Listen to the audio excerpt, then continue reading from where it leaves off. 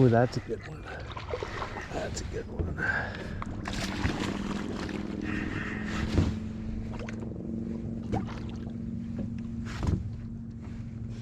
That's a nice fish.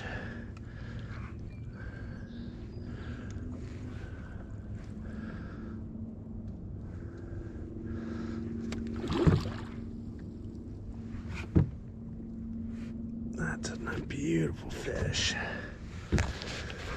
Strong.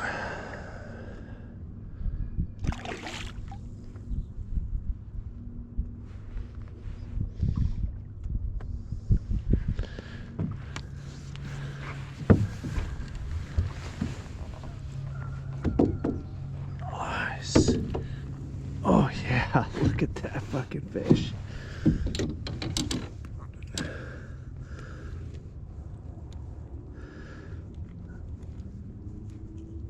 Come on, pop off. Oh, what a beautiful fish. Look at that fucking fish. That's what I'm talking.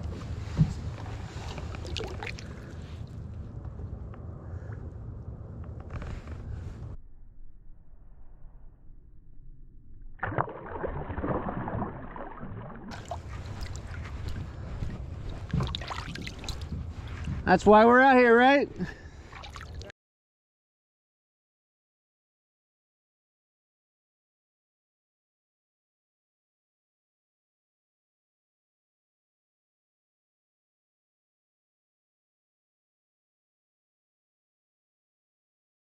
I covered lake selection last time, and that is number one. And if I rambled a little bit, just go back and listen to it once more, because it is definitely key for me.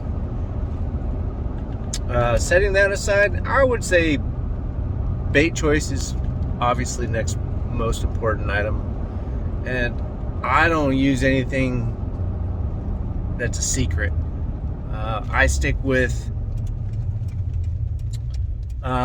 smaller profile baits, a little bit more finesse. I'm kind of a finesse fisherman anyway, in general.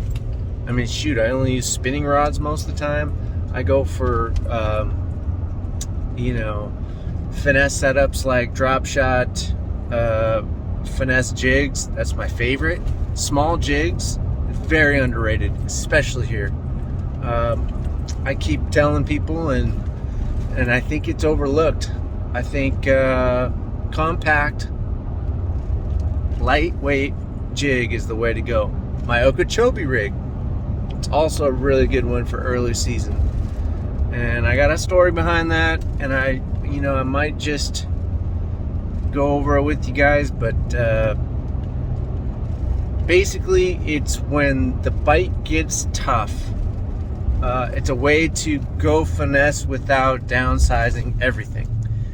And the reason I go finesse is because I spook a lot of fish early.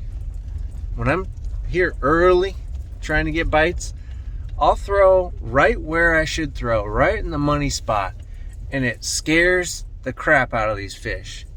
And so I cast now. I'm casting in a way to where I'm minimizing the splash. I'm going with smaller sized rigs so the splash isn't as loud, because they hate it. They hate it early season. Once the temperature's warming up and they're actually moving around, when it drops on their head and they just hit it, instead of going the other way, they just hit it. That's when size doesn't matter anymore. You can upsize. That's when I'll throw a full-size jig all day long. 5-inch worm, no problem. It'll land on their head and they're waiting for it. And that's later, though. That's definitely for the warmer lakes. That's late April. For the colder lakes, that's early May.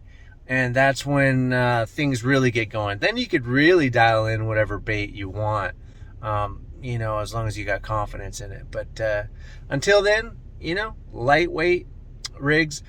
So yeah, bait selection and the colors in general, I go off of water clarity. I fish lakes that are a little stained. Honestly, it seems like pre-spawn in general, black and blue works a little better for the bigger fish. Natural's always good. Just natural colors in general are good. But I basically, I'd say 80% of the time I'm throwing black and blue, whatever it is, all the way into just before spawn. So basically pre-spawn. And I found, chatterbaits, once they started getting active, chatterbaits work really well for the bigger fish for sure. But I just stick with black and blue until a little later. And then I fish a lot of natural, 80% natural at spawn and later.